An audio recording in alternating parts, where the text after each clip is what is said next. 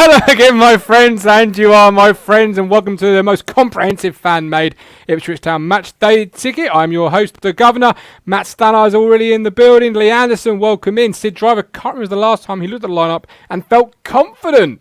Wow, Sid, big statement, big statement. Emerson, afternoon all. Simo, magic beans. Those shoots have turned into magic beans, absolutely. Michael Finch, magic mushrooms, more like. And Joe's in the room as well. Welcome in, guys. So, today is Blackpool at home. Obviously, we annihilated Blackpool earlier part of the season. Let's be fair, we were in a good run of form. Things have been a little bit different for both sides since then, so could be a different game to earlier in the season. I wouldn't expect us to score 4 goals.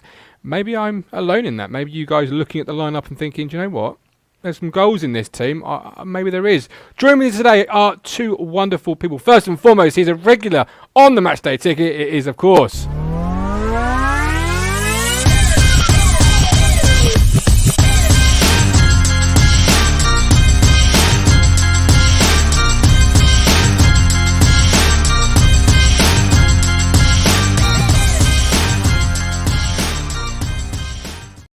it is our resident bingo caller, the injury bingo, Ben Miltray Adams. How you doing, Ben? Very good, thank you, Gov. How are you?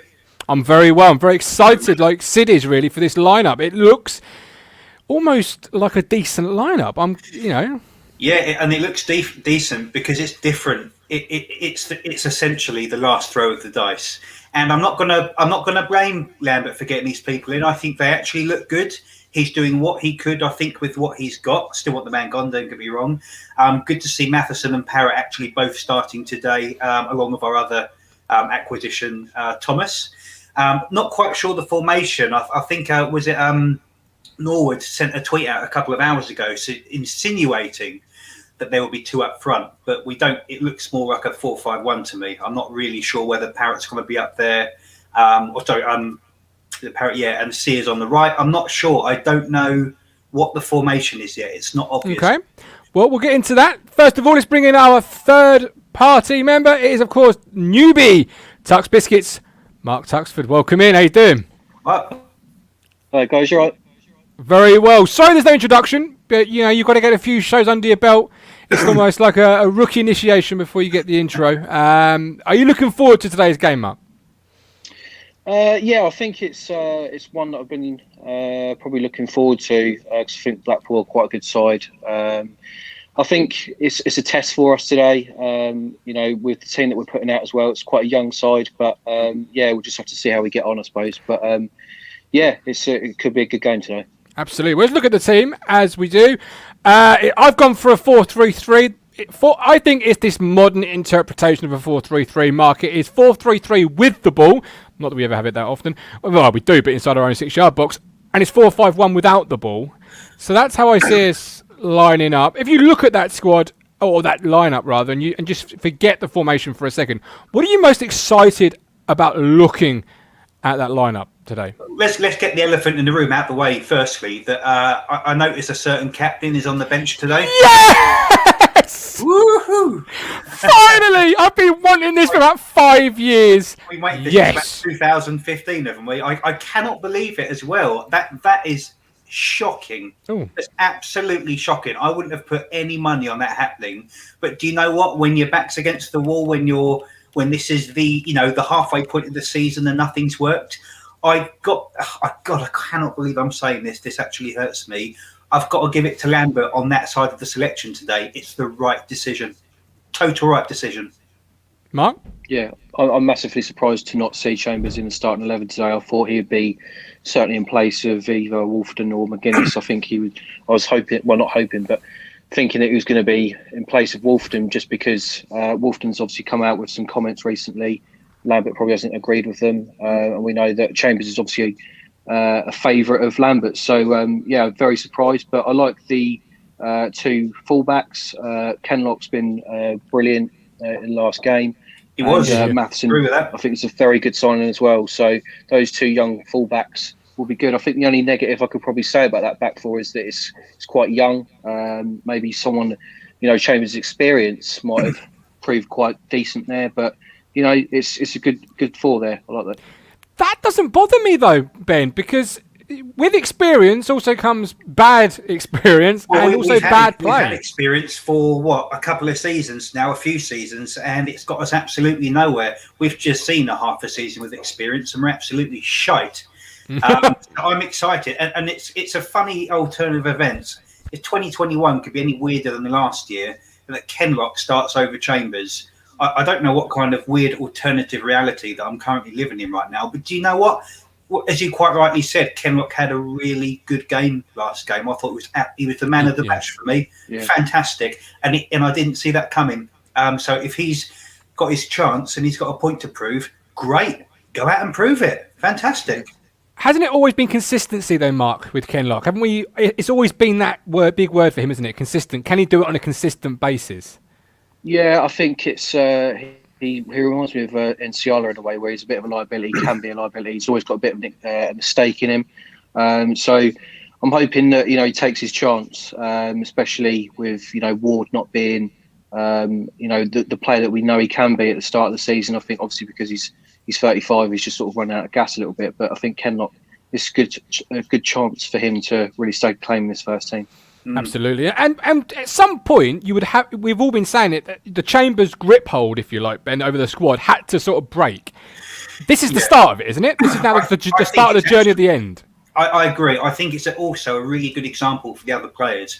That you think one of the consistent criticisms we've had is that there's always players in the squad, and you could argue it's Judge at the moment, of course, that are undroppable. And then you're saying you have to play for the shirt or you lose it. When you're having the same consistent people in, week out, who are not performing, who are still starting, then this sets a completely different kind of standard as to even Chambers can lose his role. Now, don't get me wrong, this might be resting him because we have a lot of games coming up. But do you know what? We've had lots of games before all crunched together, and he starts every one of them. So I really like the message that this could send, that, go out there, play well, or you won't play. It's a new thing for Lambert, Jesus Christ. But I think he drops the wrong players, and I think he, the players that stay on there are the ones that should be dropped. But I don't know. This is interesting. Let's see where it goes. Absolutely. I'm really excited by it. And I think at League One level, you are going to be looking at, particularly next year, if we're still in League One, which is looking like we will, unless my prediction comes through of 49 points in the second half of the season, you're going to have a young squad. So you're going to have to get used to seeing young players in a back four. You're not a championship squad anymore. So the days of having, and particularly with a salary cap, when I look at that team there, Mark, it bothers me that Chambers and Ward are both salary cap earning players, but on the bench. That's poor financial management moving forward, isn't it? You need to have your salary cap players playing well. Yeah, I think obviously with Ward coming in and he sort of passed his best anyway. Let's have it right, but at the same time, you do need the experienced players to come in and give those young players a bit of a lift, point them in the right direction here and there. But it depends what position it is, and I think fullback, you need that energy, you need that pace going forward, as well as getting back to track back. So 35-year-old, I don't know. I mean, Chambers, he had a good season there. I think it was like 14-15 when he played there at right back, but he's getting on a bit now, and he hasn't got the legs anymore. Also interesting is Chambers suffering from Wolfenden syndrome, because he wasn't exactly supportive of the current plight of the team, or it would insinuate Lambert's tactics. Now, Wolfenden done this about 6-7 games ago, and he was dropped when he was playing well. Now, Chambers came out, and I actually thought, bloody hell, because as useless as I think he is, I think he's a good captain and a leader, and I think he cares for the club, and I appreciate that. And he actually came out and I think said what a lot of us were thinking, and it looks like, if that's the reason, it could have cost him his place. So, potentially. But who knows? I'm just excited by the attacking ability of Matheson, Kenlock, because that in itself will give us a new dimension. But equally, it opens up so many things you don't quite realise sometimes as a fan. Thomas, for example, creates space on the inside for him because you've got a defender worried about the overlap. Dazelle in midfield suddenly has more space because you've got two attacking fullbacks going on and occupying midfielders' minds. So suddenly, Mo, you've got different avenues of ability players that can have some space and pockets of space to create and be better, really. Yeah, I mean, there's some good players there. Obviously, we know what Downs and Dazelle can do from a forward point of view. But I think someone that needs a good game today is Thomas. He came on as sub in one of the games and performed quite well. A bit disappointed with him in the last game, but I think he needs a good game today, really, just to again sort of stake his claim in the team. And obviously, Judge needs to be consistent. That's one thing we've not seen in the last 2 years that we've had is any consistency with his game. So he needs to sort of pull his socks up. I think he's been all right the last few games.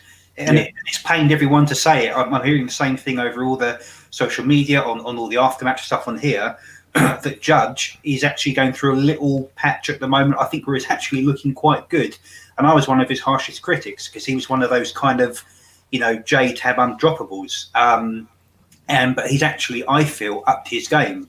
Whereas I thought Chambers actually started the season very, very well and has got progressively worse as perhaps his age or his comfort in the squad has kind of shown. So it's really interesting. I mean, today it's a fascinating game.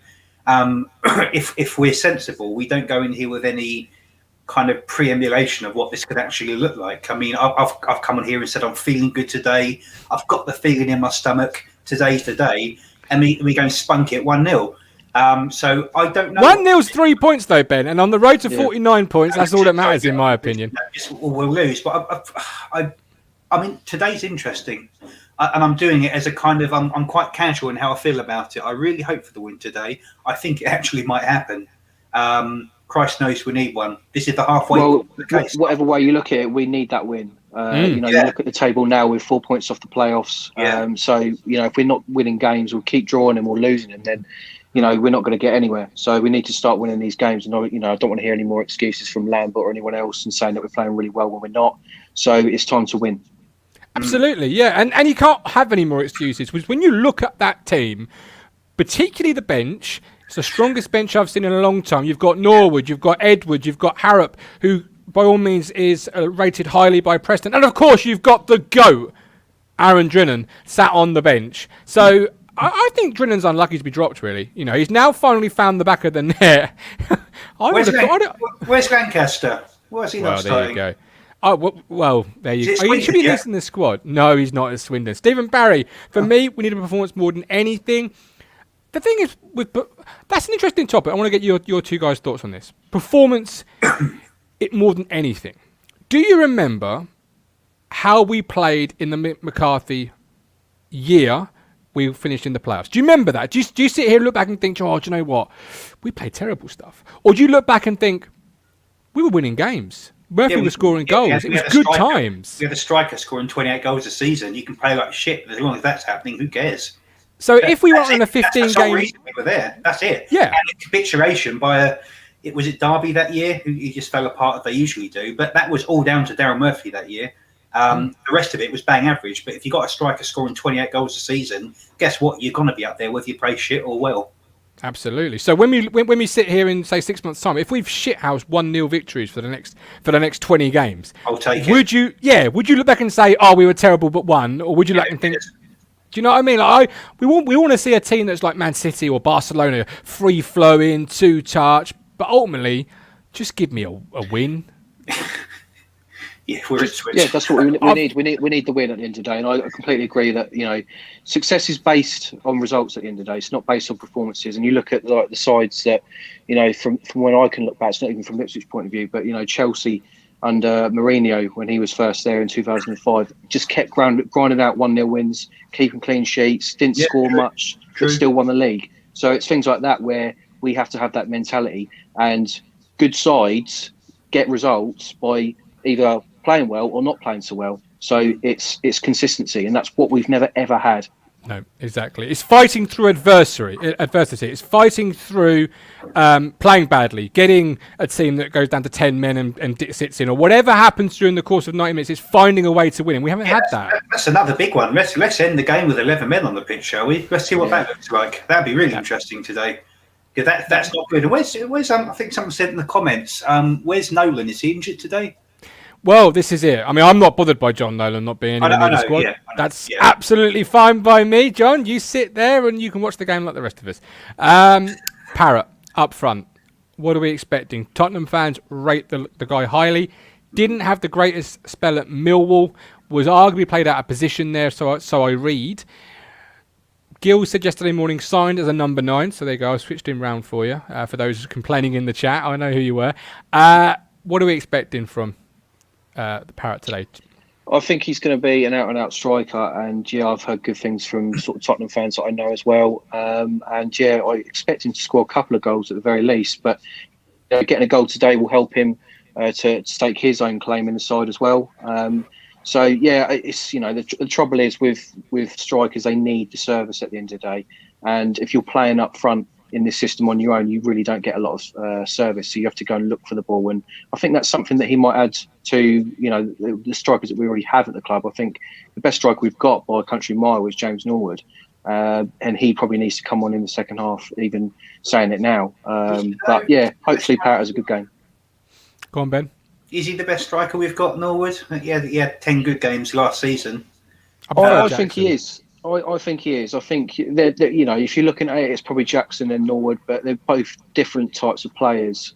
Norwood, for me, has that bit of guile about him, bit of strength. Wants to go and just chase the ball down. Doesn't matter who he bumps into and all that sort of stuff. Where I think Jackson could be a bit nice sometimes, despite his red card the other week. But I just think Norwood is our best striker, and I think we need to build a team around him. And it's difficult when he's not fully fit and things like that, but if we can keep him fit, I think he'll score goals.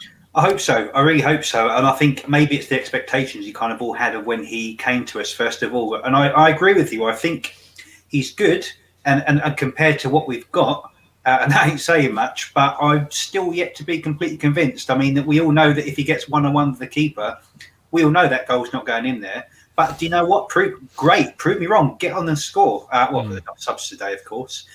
Parrot up front. It's something new, because something that we've tried over and over again is not working. So I'm excited just because it's a coin flip, really, isn't it? It's a new guy coming in. He is rated. Yes, he didn't do great at Millwall, but do you know what? New club, first start, get on it. Great, he's probably raring to go, having had to sit out of it all for 10 days.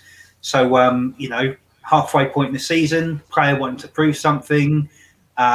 We're trying something different now. I really feel that something's really shifted this week. I think there's been conversations had somewhere like, this is it. This has to work now.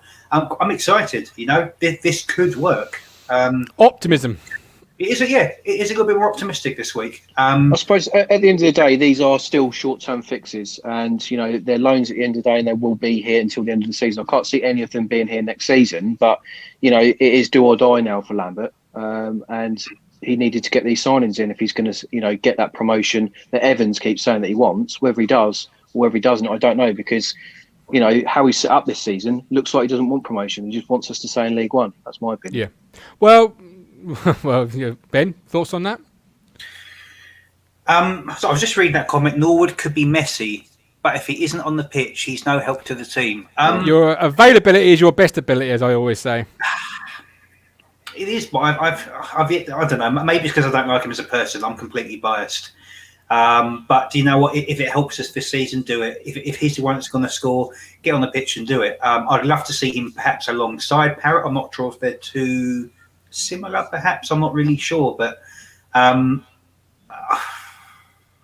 think Norwood works better with two men up front. If you had to ask me, if you said I couldn't have the GOAT, Drinan, as my best striker, because quite clearly Aaron Drinan is the best striker in League One, period. I would say Kayden Jackson is the best striker we've got at the squad. Just simply because of what he will probably does to defenders in terms of scares them with his pace. You can't train pace, you can't teach pace. You've either got it or you haven't. I haven't been a centre-half all my footballing career, as high as it went. Pace was something I hated, because if you didn't have it, you couldn't get it, and he's got it in bags. And at this level, we've seen so many defenders like Chambers. You just get scared. And Norwood's availability is a worry. Like as I always say, your availability is your best ability, and he's not available enough. And is that his body breaking down as he enters towards the 30s? Yeah, it's happening a lot. You're right, and I hope he ain't going to be another Kane Vincent Young, because we've seen the last of him on the ground, which another is so setback, sad. yeah. Because I like him. I really like him. And I think when he came, I would still say that was one of the gigantic reasons, the failure of last season. everything coincided with him getting injured. It did. Yeah. He was. I know he only played for less than 8 games, 7 games. I don't know how many games he played for, but he was so good. For the first time in years, we actually got a player. We thought, who is this guy? Remember when he cut down the right wing, cut inside, and done a bloody Gillingham. 25? Incredible. And when was the last time we saw that? It reminded me of Clapham. And then Which is why we could be so excited today. Because Matheson, we've been told, is an attacking... And that maybe is why, as fans, we're suddenly getting a bit more optimistic. Because you're feeling like you've got an outlet again that could... I really, that boy. He's such a nice guy as well. Did you see his interview? He just came across really enthusiastic and intelligent and raring to go. I mean, he looks 9 years old. He looks like he should be the ball boy. But do you know what? I don't care how old. If you're good enough, you're old enough, as the old cliche goes. And if he can come on there and just do something completely different, good luck to him, because he seems like a really nice guy as well, and I like him. And he confirmed the most important thing that all Town fans wanted to know, that he did not have a Grant Holt bed sheet. Yeah, that's what we were all talking about it. Let's be honest, we all were wondering, but no, he did not. I'd rather have a Grant Holt bed sheet than the Lambert poster at the moment. That'll be coming out later, my boys. Do not worry. Right. So, Parrot, I've not actually seen him play, so I'm looking forward to seeing it. I know he's not scored any career goals, so he's technically statistically worse than Drinan. I don't know how that happened, but there we go. Thomas needs to have a big game. I completely agree with you, Mark, as does Sears. Harrop coming on, you would think halfway through the second half for Judge might be an exciting development. A player who can create, a player who's not, by all accounts, played many games for Preston this year due to injury, I believe. But it's now a fight, isn't it, between Judge and Harrop for that sort of behind the striker role, isn't it? Or is it somebody else maybe in the squad that you think should be in the conversation? Yeah, I think Judge needs to, as I said before, just needs to up his game with his consistency. Really, Harrop's been brought in because we're not getting any joy in that position. But in fairness to Judge, he's always been shunted out on the left. That's not his position at all, and he needs to be in the middle. But yeah, I'd like to see Harrop come on today and either get a goal or an assist or something like that. Just give him a bit of confidence. Trouble is, though, he won't come on till the 78th minute. So even if he does come on and affect the game, he's got such a small window to actually do it. And I don't think Judge would be the player that comes off if he did come on. I think they'll take off Sears and put him on, play him on the left personally. But again, I think I've just got this feeling something might have changed a bit in Lambert. I think he knows that his time is up. Yeah. And I think there has been a bit of faith shown in him by Evans, because I don't think he'd have been allowed to go and get all these people and then be sacked at the potentially end of this game. So I've kind of, okay with the fact that he's going to be here for a while. Well, to see what these new players have done. I'd love to see Harrop starting personally, because why the hell not? What have we got to lose? Well, you have got 5 subs, so you could obviously, even if he did start after 25 minutes, I'm done. You could take him off, but obviously he's had COVID. He's not been fit himself, and we don't know what effects of COVID it does to the body on an athlete. We know Lambert's still not very well, so I can see why they're taking the slower approach with him. Dave in the chat says Bishop for the conversation. Is Teddy Bishop in danger of being frozen out of this squad now due to a 3-match ban or a 2-match ban or whatever ban it is? Because you miss game time, you've got a big squad. I think the difference with that is that we've got a big squad, but we can never keep anyone bloody fit. So it's true. It's including Bishop. That squad will certainly be a small squad, probably by the end of the week. So it's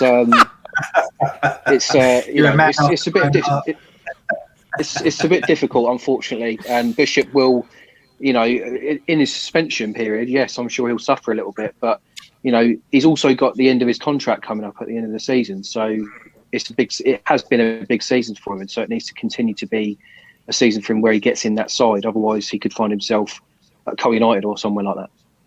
You criticised Lancaster, Ben, but I think Bishop deserves more criticism. I think he's still eating out on that Middlesbrough performance about 4 years ago. Yeah, I totally agree with you. And he's always been that one that, he's out injured so much. He's always the one we're looking forward to coming back until he's re-injured again. And I agree with you. I think he's had his chance. I like him. I like him as a bloke. I like him as a player. But he's bang average in an average squad, like so many of our players. That you hear that name, Bishop, you think, oh, he's got to start. Well, no. not necessarily. And he'll be potentially going at the end of Bishop ending up like Luke Kine. Totally agree. At the nearly man of the Ipswich squad, and depending how these next 3 games go, because this is all new now. So his place in this squad will be dictated completely by the next few games. And I wouldn't be surprised if we probably only see once or twice more before he moves on. Okay, right. 3 minutes to the game. I've got 2 last questions for you both before we kick off at 3 p.m. There's 69 points on offer in the second half of the season. How many points do you each think we're going to get? Jesus Christ. 69. There you go. What a guy! He's gone better than I have. 35. 35. All right. Yeah. I prefer Mark's. You've got go big or go home. Simple as that. I've said 49, and I'm thinking now that's looking rather small compared to Mark. I mean, that's just huge. Right. No one clip that up. Fuck's sake. Prediction time. Bold prediction time. We've got Dominic Mann, 2-0 Town win. Cruncher 2-1. What are we saying? I think the Blackpool team are there for the taking today. Madine's not available. Garbutt's on the bench. So, I mean, I'll either say 2-2 or 2-1 Ipswich. Yeah. Okay. He's gone from bold to splintering. Ben? 3-1 with Sears out for 6 weeks and Downs out for 2 matches. Oh, fuck's sake. That's what's happening. Stephen Parry, 3-1 Town. Callie's gone 4-0 Town. Chris Blake, welcoming 3-1 Town. Josh, 2-1 Town. Adam Flat says... optimism out there. Adam Flat says Wynham, Dynam, 69'em. Gaza, 2-0 Town. Fuck's sake, Flat. Why did I read that? That's just... Andrews has gone 1-0 Norwood. I'm going to say 4-0. I'm going to say 4-0. Let's have it big. On the road to 49. Might just be right. Absolutely. We're back at half-time and then back again at full-time where you guys come on the show and have your say. So from myself and Ben and Mark, come on you Blues, and we'll see you all at half-time. Out the Town.